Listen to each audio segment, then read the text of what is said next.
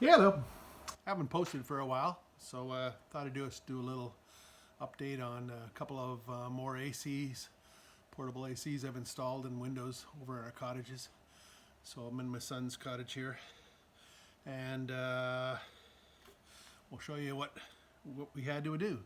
Okay, so here's the portable AC unit with the big hose that you have to eject the hot air out of. So we came over to this window. Window's just a sliding pane window. I'll show you. So this cottage has large fixed windows, and then at the bottom it has 4 glass panes, 2 fixed and 2 sliders. The 2 fixed on the left there and the 2 sliders on the right. So there's 4 sets of those on the bottom here. So what I did over here is move the slider about halfway, enough to give me clearance for this panel. And basically I just cut the panel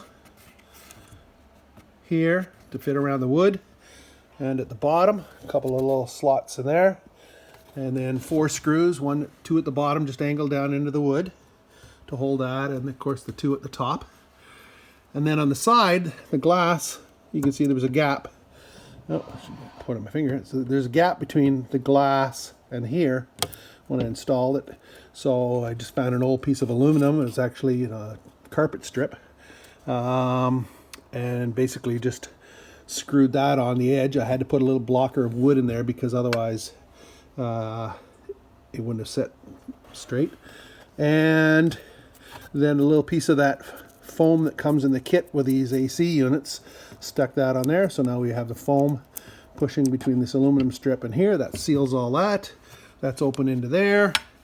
And the other thing I had to do is I had to cut this hole in the strip and just used my jigsaw and sanded it down, and the jigsaw also, just to poke a couple little 3 holes.